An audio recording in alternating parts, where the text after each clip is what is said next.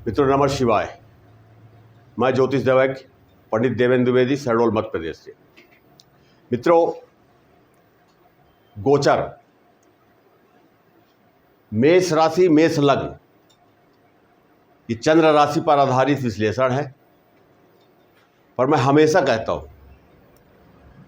कि जो गोचर ग्रहों का जो गोचर चलता है वो कुछ समय के लिए होता है और कुछ समय के बाद वही ग्रह एक राशि से दूसरी राशि में परिवर्तन हो जाता है, राशि बदल देता है।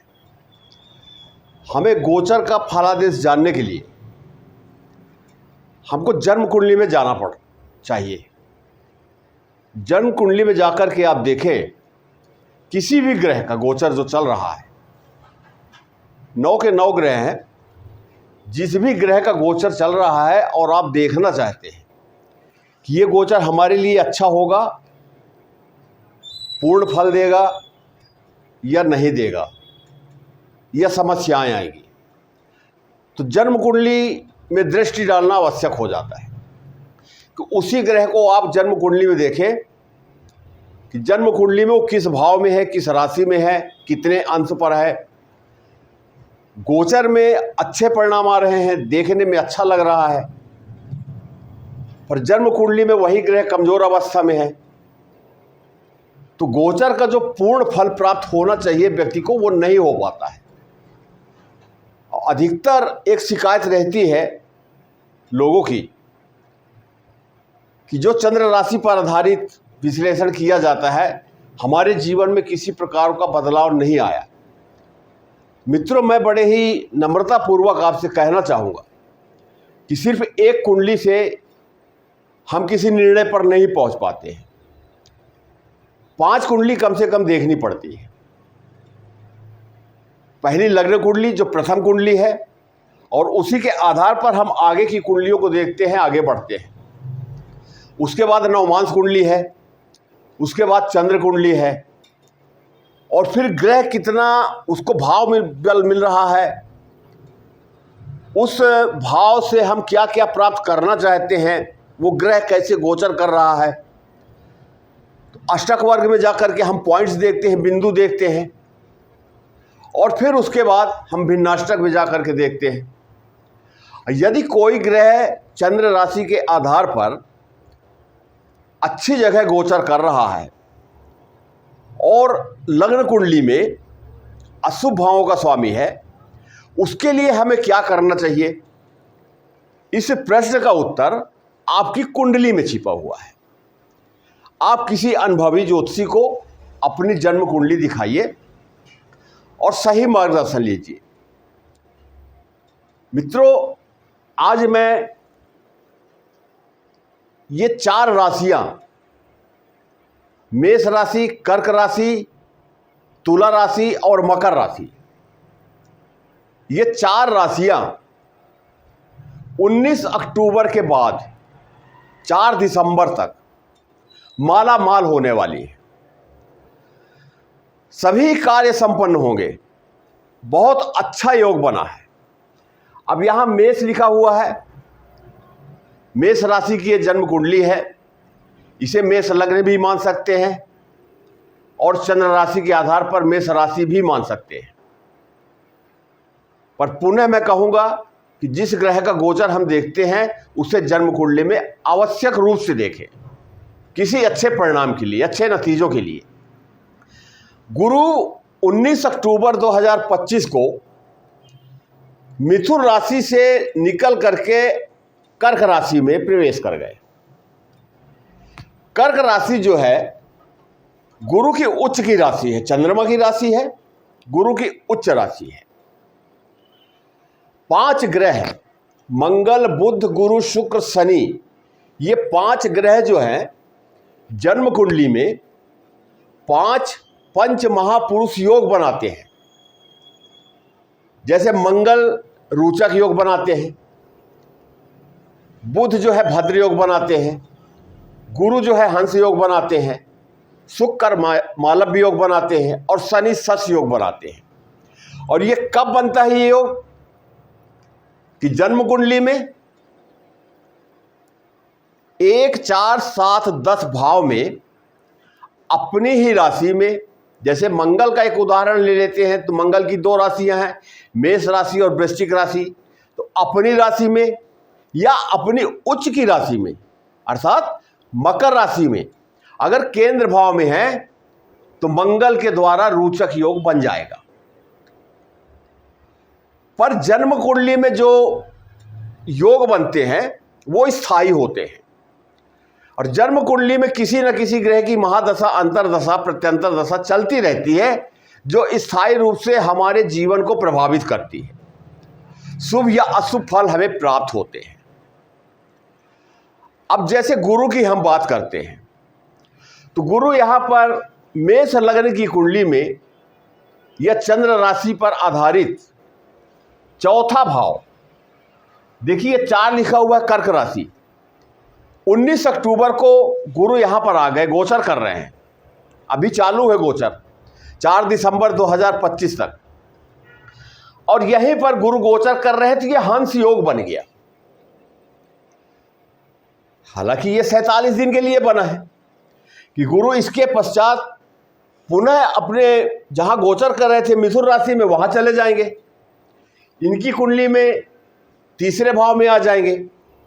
पर अभी जो योग बन गया हंस योग बन गया, और गुरु का हंस योग का बनना भले ही 47 दिन का हो पर यह 47 दिन बहुत ही महत्वपूर्ण है, बहुत ही महत्वपूर्ण है। पूर्ण फल अगर प्राप्त नहीं होता है कुंडली के आधार पर तब भी कुछ ना कुछ तो लाभ होगा ही, इतना मुझे विश्वास है कि गुरु जो है 9 ग्रहों में सबसे पवित्र ग्रह है। गुरु को बहुत ही शुभ स्थान प्राप्त है। गुरु अर्थात देवताओं के गुरु, गुरु बृहस्पति। और जब गुरु ही कुंडली में या चंद्र राशि पर, चंद्र कुंडली में बली अवस्था में हो जाते हैं, शुभ योग बना देते हैं, तो शायद जीवन में जितनी भी समस्याएं हैं वो समाप्त होती हैं। यहां पहली कुंडली जो है मेष लग्न की है, इसके बाद कर्क लग्न की कुंडली बनाऊंगा, क्योंकि 4 कुंडली में ये योग बन रहा है 4 राशियों के लिए, एक ही वीडियो में संभव नहीं हो पाता, पूरी बातें नहीं हो पाती। तो यहां पर चौथे भाव में गुरु का गोचर चल रहा है। गुरु की 2 दृष्टियां भी, 3 दृष्टियां भी हैं, 2 राशियां हैं, धनु राशि और मीन राशि। तो कोई भी ग्रह होगा वो अपनी राशि को खराब नहीं करता, और गुरु की भी 2 राशियां हैं। स्वाभाविक है कि 2 राशियां जो हैं, एक धनु राशि और एक मीन राशि, ये भी अच्छा परिणाम देंगे, शुभ परिणाम देंगे। कर्क राशि में गुरु हैं तो कर्क राशि के जातकों के लिए तो विशेषकर हो गया।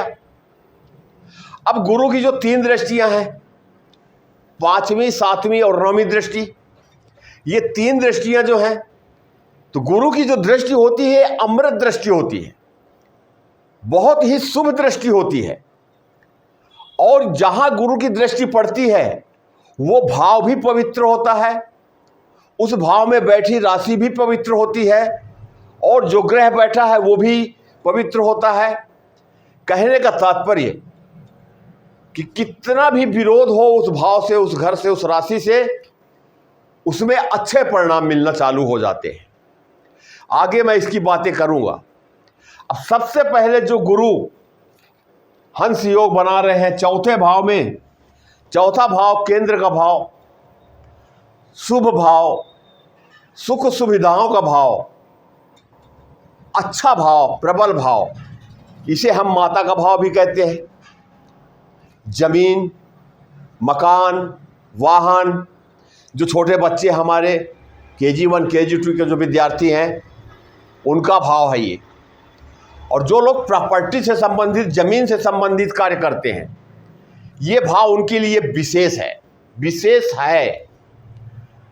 तो विशेष करके जो जमीन लेना चाहते थे या मकान बनाना चाहते थे, या मकान में बनाते बनाते कार्य रुक गया था, माता का स्वास्थ्य ठीक नहीं था, बच्चे पढ़ नहीं रहे थे, विशेषकर इन विषयों पर गुरु की बहुत बड़ी कृपा हो रही है। और ये 47 दिन तो बहुत होता है।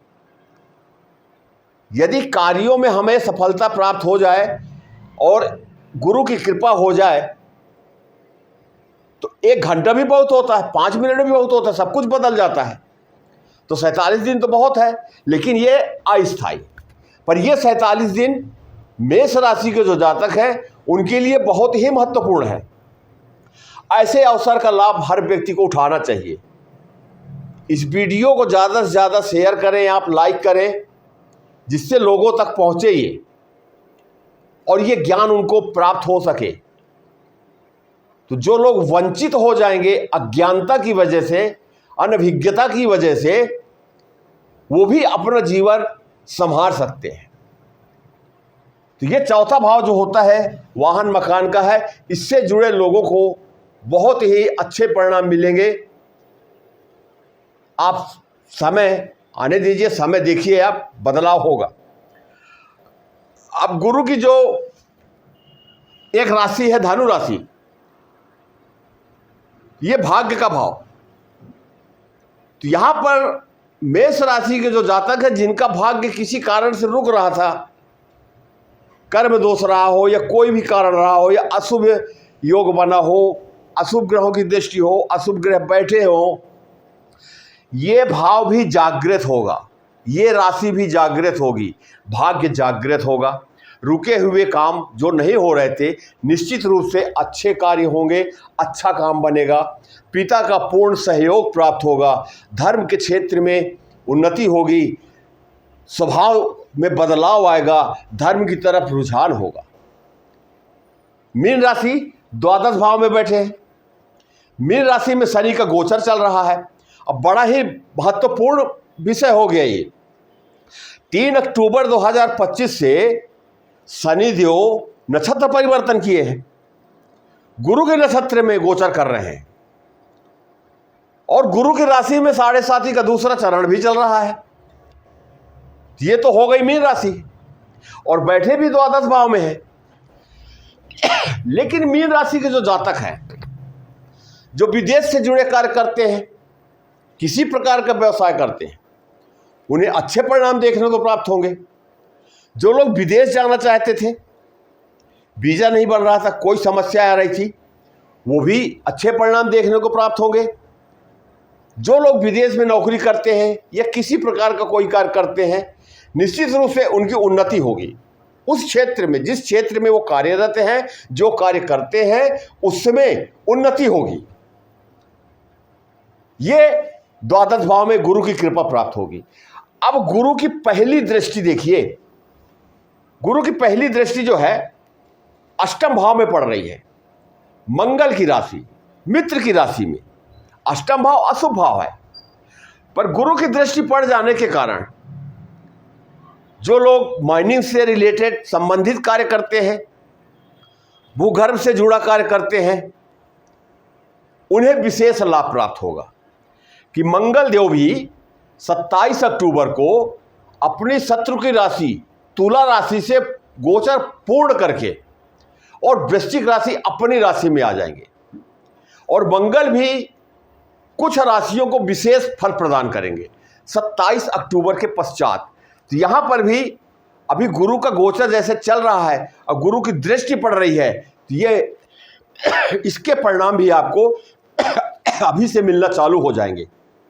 और पूरे नवंबर में गुरु की दृष्टि भी पूरे नवंबर में रहेगी और मंगल भी 27 अक्टूबर के बाद यहीं आ जाएंगे वृश्चिक राशि में।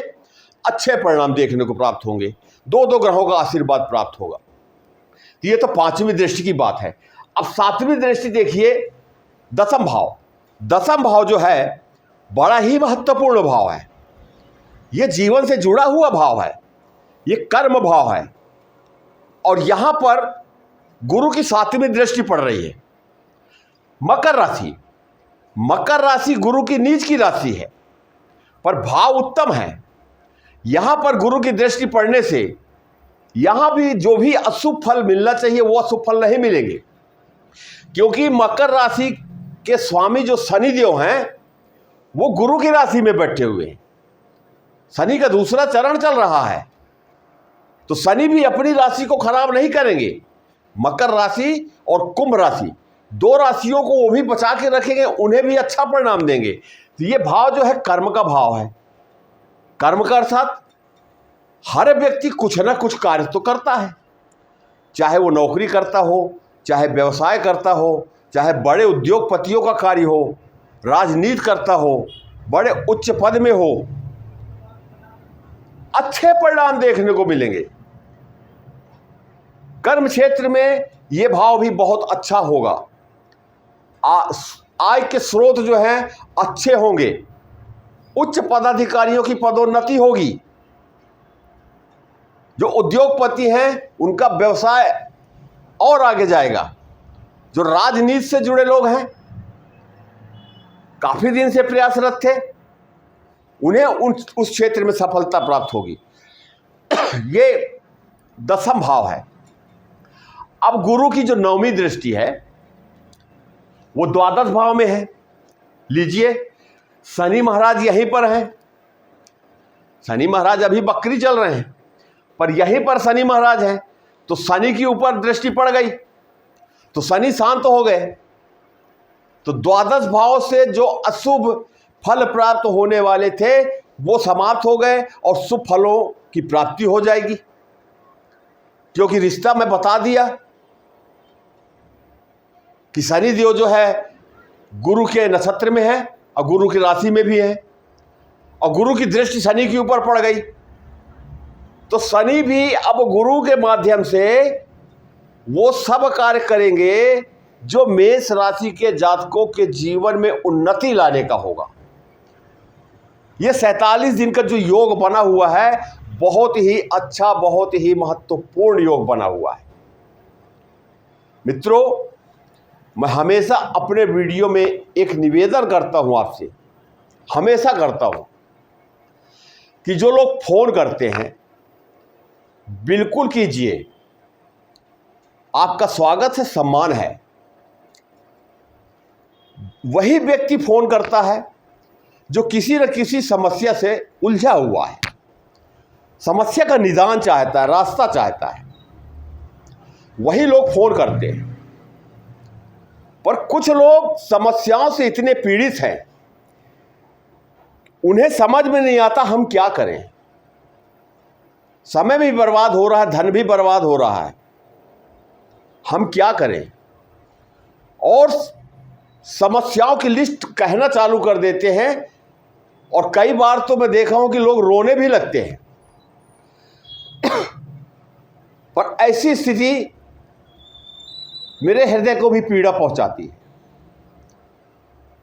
तो मेरा निवेदन यही है कि आप मुझसे संपर्क करते हैं तो अपनी समस्याओं को गोपनीय रखें,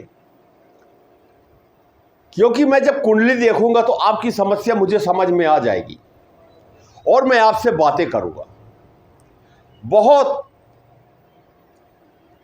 शांति से बातें करूंगा। और जब बातें मेरी पूरी हो जाएंगी तो मैं आपसे स्वयं पूछूंगा कि और कोई समस्या, कोई प्रश्न शेष रह गया हो तो आप बताइए। तब तक अक्सर ऐसा होता है कि जिस समस्या से व्यक्ति पीड़ित है उस समस्या की बातें मैं पहले ही कर चुका रहता हूं। तो इतना ध्यान जरूर करें कि जब समस्या मुझे पता नहीं होती है तो मुझे और बल मिलता है और मैं बड़े शांत भाव से देखता हूं। और जब तक आपको मैं प्रश्नों के उत्तर से संतुष्ट नहीं कर लेता तब तक मैं फोन नहीं काटता। समय की कोई पाबंदी नहीं है, जो भी समय लगता है मैं देता हूं, क्योंकि जब तक पूरी बातें नहीं होती तब तक मैं आपसे अलग नहीं होता। और मैं पूरी बातें करने के बाद भी जब आप संतुष्ट हो जाते हैं तो मैं आपसे ही पूछता हूं कि और कुछ शेष हो तो बताइए, और जब आपकी तरफ हो जाता है कि बस गुरुजी धन्यवाद, तब मैं फ़ोन काटता हूँ। इस बात के लिए निश्चिंत रहे कि कुछ लोग ये प्रश्न करते हैं कितने मिनट देंगे। मिनट की बात ही नहीं है। मैं 1 कुंडली 2 कुंडली कम देखूंगा, पर जिनकी कुंडली मैं देखूंगा अच्छे से देखूंगा और पूरी बात बताऊंगा। आपकी कुंडली में किस ग्रह की महादशा अंतरदशा चल रही है जो स्थायी रूप से प्रभावित कर रही है, उसको मैं बताऊंगा कि उसके लिए क्या करना चाहिए। और जब जड़ को हम मजबूत कर लेते हैं तो वृक्ष हमारा मजबूत होता है। दूसरी बात मित्रों, आप किसी प्रकार की कोई जानकारी ज्योतिष से संबंधित चाहते हैं, दिए गए व्हाट्सएप नंबर में अपना नाम, जन्म तारीख, जन्म समय, जन्म स्थान मैसेज कर दीजिए और जैसे समय आता है मैं आपको स्वयं फ़ोन करूंगा, आपसे बातें करूंगा। और ये वीडियो आपको, ये जानकारी अच्छी लगी हो, मैंने जो आपसे बातों बातों में जो मैंने प्रार्थना की, प्रार्थना जो मैंने विश्लेषण के माध्यम से आपसे बताया, वो अच्छा लगा हो तो आप इसे लाइक कर दीजिए, सब्सक्राइब कर लीजिए, अपने ग्रुप में शेयर कर लीजिए, घंटी के बटन को दबा दीजिए, ऑल को सेलेक्ट कर लीजिए। इतना करने में 1-2 सेकंड का कार्य है, लेकिन ये मेरे लिए आपके तरफ से एक उपहार हो जाता है। मेरा मनोबल बढ़ जाता है। नई नई बातों को लेकर के, नए नए विषय को लेकर के मैं आपके पास प्रस्तुत हो जाता हूँ। तो सभी वीडियो आपके पास हैं और पुराने वीडियो देखना चाहते हैं या जो मैं नया वीडियो डालूँ आप तक पहुँच जाए, तो इसके लिए सब्सक्राइब करना ज़रूरी है। कर लीजिए और लाइक कर दीजिए।